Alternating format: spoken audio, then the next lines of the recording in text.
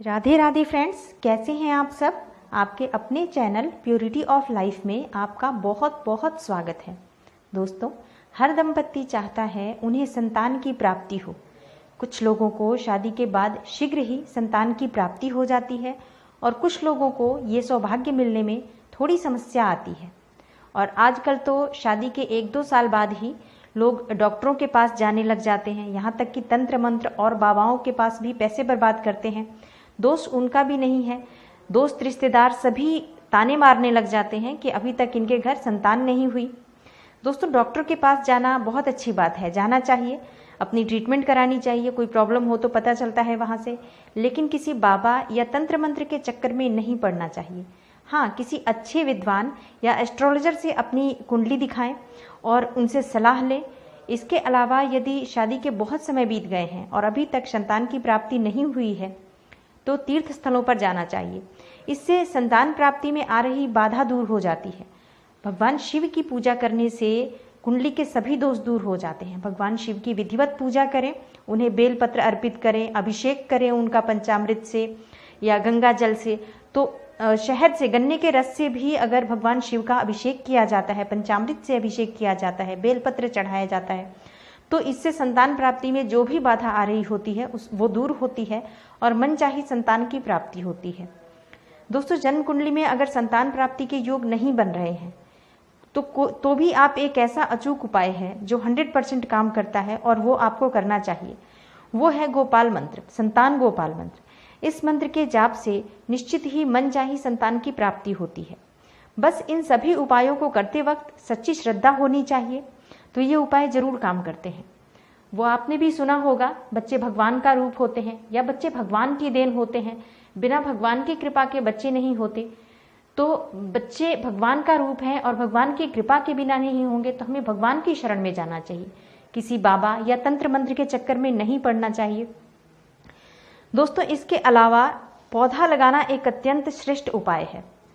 पेड़ पौधों का हमारे जीवन में बहुत महत्व है। इनसे हमें शुद्ध वायु मिलती है, सांस लेने के लिए ऑक्सीजन मिलती है और सकारात्मक ऊर्जा का प्रवाह भी होता है। सनातन धर्म में पेड़ पौधों को भगवान मानकर पूजा की जाती है। दोस्तों, पीपल के पेड़ की पूजा की जाती है, बरगद के पेड़ की पूजा की जाती है या तुलसी की पूजा से घर में सुख समृद्धि आती है और हमारी अनेक इच्छाएं पूरी हो जाती हैं।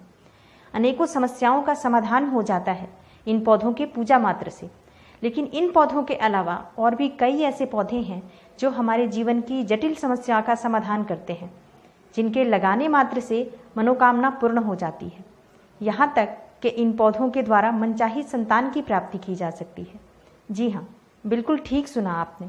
एक ऐसा पौधा जिसके लगाने से पुत्र संतान या कन्या संतान जो आप चाहते हैं उसकी प्राप्ति की जा सकती है। कैसे लगाना है ये पौधा और इनका उपयोग कैसे करना है, आइए जानते हैं।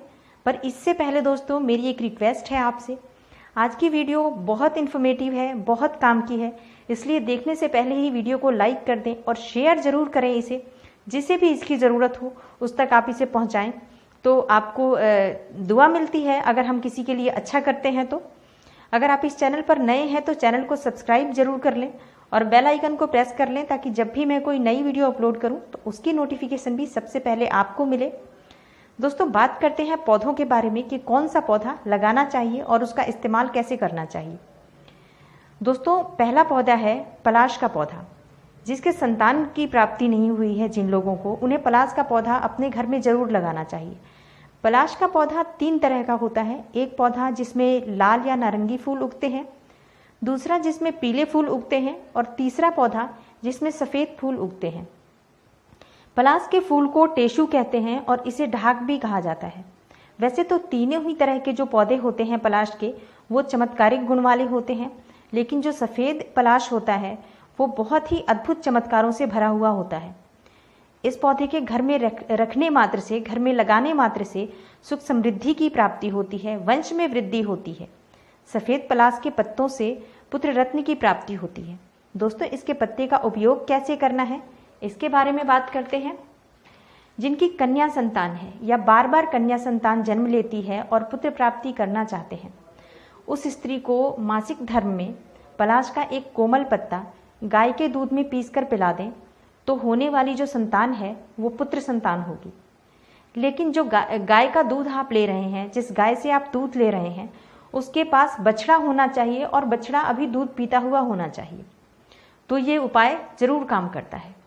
यदि कोई प्रेग्नेंट लेडी हो और उसका रंग सांवला है, पति पत्नी दोनों का रंग सांवला है, और वो चाहते हैं कि उनका होने वाला बच्चा अत्यंत गोरा हो, स्वस्थ हो, तो पलाश का एक पत्ता गाय के दूध के साथ पीसकर लेने से संतान शक्तिशाली होती है, स्वस्थ होती है, गोरी और सुंदर संतान होती है। अगर माता पिता का रंग सांवला है तो भी उसकी संतान जो है वो निश्चित ही गोरी होगी इस उपाय से। दोस्तों, संतान पुत्र हो या पुत्री सुयोग्य होनी चाहिए, स्वस्थ होनी चाहिए। लेकिन बहुत से लोग जिनकी कन्या है उन्हें पुत्र चाहिए, और जिनके पास पुत्र है उन्हें कन्या संतति की इच्छा रहती है। पुत्र और पुत्री दोनों ही हो तो परिवार पूर्ण हो जाता है। ऐसे में जिनकी कन्या संतान की कामना है और उनके पास पुत्र है तो उन्हें जामुन का पेड़ लगाना चाहिए, इससे कन्या संतान की प्राप्ति होती है।